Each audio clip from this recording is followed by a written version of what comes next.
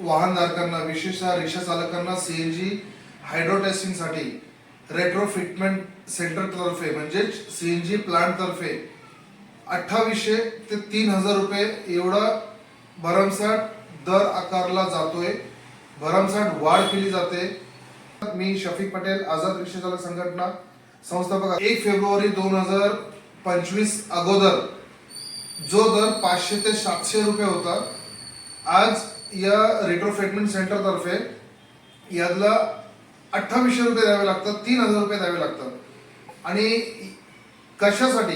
कोणत्याही कच्च्या मालाचा दर वाढलेला नाही, जागेचं भाडं वाढलेलं नाही, पगार वाढलेला नाही, काही नाही। परंतु मिळालेल्या माहितीनुसार आम्हाला असं सांगण्यात आलेलं आहे की या रेट्रोफिटमेंट सेंटरच्या मालकांनी पुणे आणि मुंबईसह महाराष्ट्रभर एक युनियन स्थापन केलेली आहे आणि युनियन स्थापन करून हे वाहन चालकांची, विशेषतः रिक्षा चालकांची गळचेप करत आहेत, यांना लुबाडत आहेत, यांची फसवणूक करत आहेत।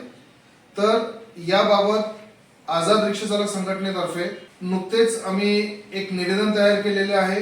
यामध्ये रेट्रोफिटमेंट सेंटरसाठी जागा किती लागते, त्याला एक इंजिनियर, इतर कर्मचारी, मेंटेनन्स, कच्चा माल, नटबोल्ट वगैरे वगैरे या सर्व धरून यासोबत या रेट्रोफिटमेंट सेंटरच्या मालकांचा एकूण नफा, तो सुद्धा अवाढव्य नफा मोजल्यानंतर सुद्धा आम्हाला असं माहिती झालं, कॅल्क्युलेशन केल्यानंतर, की एका सीएनजी हायड्रो टेस्टिंगसाठी अंदाजे 800 ते 850 रुपये खर्च येऊ शकतो, ज्यामध्ये कच्चा माल म्हणजेच बजाजच्या रिक्षांना, विशेषतः बजाजच्या रिक्षांना जेव्हा तुम्ही नटबोल्ट चेंज करता तर एका बजाजच्या रिक्षाला 8 नटबोल्ट असतात, टीव्हीएसच्या रिक्षाला एकही नटबोल्ट नसतो, कारण सिलेंडर जो आहे वाहन चालकाच्या म्हणजे रिक्षा चालकाच्या खाली, सीटच्या खाली लावलेला असतो, म्हणजे तिथे एकही नटबोल्टचा खर्च येत नाही।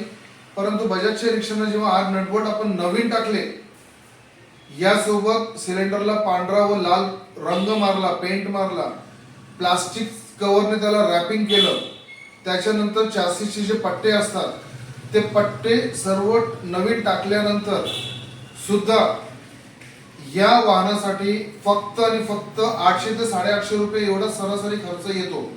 मग असं कोणतं गणित त्यांनी लावून 2800 रुपये दर आकारलेला आहे? पुण्यातील कित्येक प्लांटवर नागरिकांसाठी, वाहनधारकांसाठी जेव्हा ते सीएनजी हायड्रो टेस्टिंग करायला जातात, तिथे योग्य त्या सोयी सुविधा उपलब्ध नाहीयेत, त्यांना बसण्यासाठी जागा नाहीये, टॉयलेट बाथरूमची व्यवस्था नाहीये। यासोबत जेव्हा ते 2800 रुपये दर आकारत आहेत, यामध्ये त्यांनी जीएसटी सह बिल देणे अपेक्षित आहे प्रत्येक वाहनधारकाला, प्रत्येक त्यांच्या ग्राहकाला, पण ते कोणत्याही प्रकारे इव्हन ते कच्चं बिल सुद्धा देत नाहीयेत। आणि जीएसटीचं बिल एखाद्या वाहनधारकाने मागणी केल्यास त्याला बोललं जातं 2800 रुपये प्लस जीएसटी असं तुम्हाला बिल मिळेल। यासाठी जीएसटीचं जे काही दर असेल ते तुम्हाला वेगळा चार्ज आकारला जाईल। म्हणजे एक प्रकारे ही घोर फसवणूक आहे। मी याचा निषेध करतो आणि या विरोधात संघटनेतर्फे, आझाद रिक्षा चालक संघटनेतर्फे आम्ही मुख्यमंत्र्यांसह उपमुख्यमंत्री आदरणीय अजितदादा पवार, तसेच एकनाथजी शिंदे, खासदार आमचे मुरली अण्णा मोहोळ, सुप्रियाताई सुळे व इतर सर्व आमदारांना सुद्धा पुणे जिल्ह्यातील आम्ही हे निवेदन ईमेलद्वारे पाठवलेलं आहे। यासोबत पेट्रोलियम संस्था जी आहे, पेट्रोलियम व स्फोटक संस्था पेसोला सुद्धा याबाबत आम्ही मेल केलेला आहे। आणि आज आमच्या शिष्टमंडळासह आम्ही आदरणीय जिल्हाधिकारी साहेब जितेंद्र डोडी साहेब यांना भेटलो, याबाबत आमची कहाणी सांगितली, आरटीओला भेटलो, आरटीओचे अधिकारी स्वप्नील भोसले भेटले, आमच्या शिष्टमंडळासह त्यांच्यासोबत ही चर्चा केली आणि लवकरच यावर कायमस्वरूपी तोडगा निघेल यासाठी जिल्हाधिकाऱ्यांनी सुद्धा आम्हाला चांगल्याच प्रकारे सहकार्य केलेलं आहे आणि आश्वासन सुद्धा दिलेलं आहे।